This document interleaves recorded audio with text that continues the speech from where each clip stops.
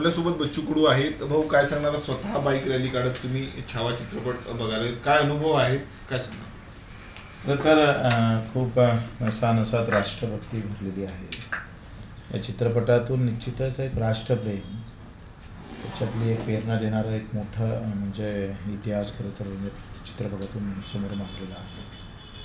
प्रचंड देशभक्ती, प्रचंड सगळ्यात मोठे जे बलिदान आपण पाहतो आहे, सर्वोच्च बलिदान म्हणता येईल. डोळे काढले जातो आहे, जीभ कापलं जातं आणि तरीसुद्धा संभाजी स्थिर राहतं. आणि क्रूर औरंगजेब किती क्रूर होता आहे त्याचं अतिशय मला वाटतं प्रदर्शन त्यांनी जे केलं ते खूप व्यवस्थित केलेलं आहे. यामध्ये थोडं 2 पार्ट झाले पाहिजे होते, 1 आणि 2. हे गणोजी शिर्केसारखे गद्दार आणि त्याच्यातले अधिक काही औरंगजेबासारखे असणारे आपलेच लोक, ज्यांनी 2 गाद्या निर्माण करण्याचे स्वप्न पाहिले, ते खऱ्या अर्थानं समोर यायला पाहिजे. खरा इतिहास समोर येणं गरजेचं आहे. आणि ह्या चित्रपटातून जाती धर्मामध्ये तेढणं निर्माण होतात. राष्ट्रप्रेम म्हणजे काय, तर दुसरं नाव त्याचं संभाजी राजा आहे असं आपल्याला म्हणावं लागेल.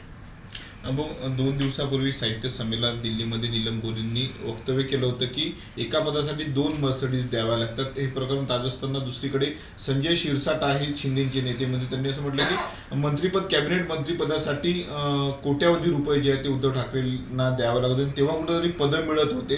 तुम्ही देखील उद्धव ठाकरेंच्या सरकारमध्ये मंत्री होतात, राज्यमंत्रीपद तुम्हाला उद्धव ठाकरेंनी दिलं होतं. काय सांगणार, तुम्हाला काही पैशाची मागणी झाली होती की काय? बिलकुल नाही, एका खडकोचाही विषय नाही.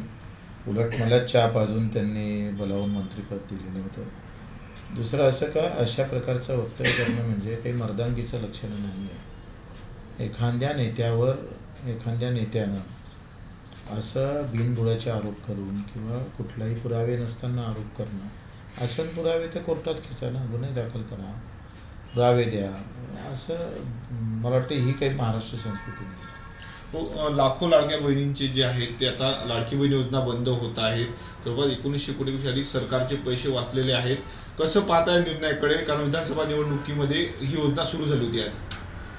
तर ही मोठी फसवणूक आहे लोकांसोबत आणि लोकशाहीला घातक असणारा अशा प्रकारची एकंदरीत त्या योजनेतून चित्र स्पष्ट होतं.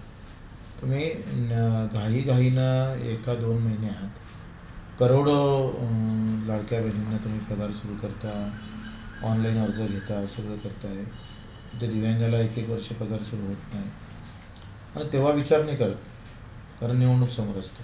तेव्हा छाननी पण होत नाही, तपासणी होत नाही आणि सरळ पगार दिला जातो.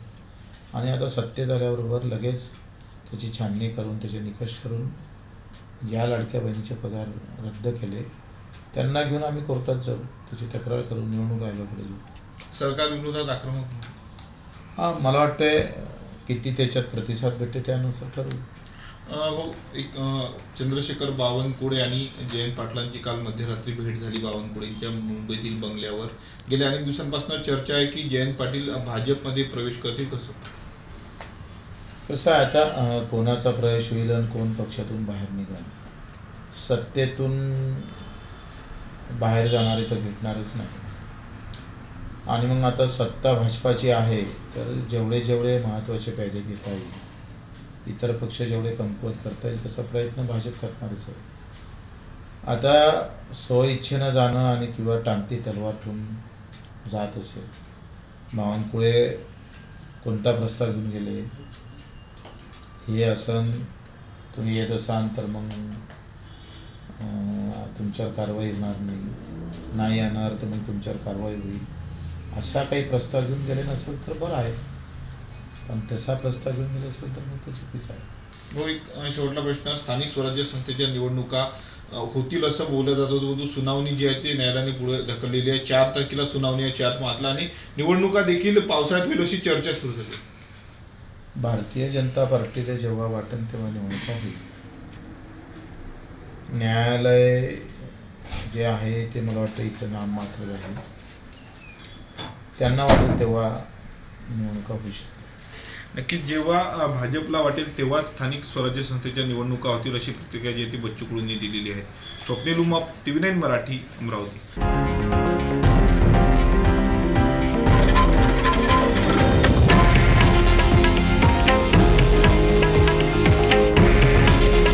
हे आहे देशातील नंबर 1 न्यूज नेटवर्क आणि आपण पाहत आहात TV9 मराठी. काळजी तुमची, हित महाराष्ट्राचं.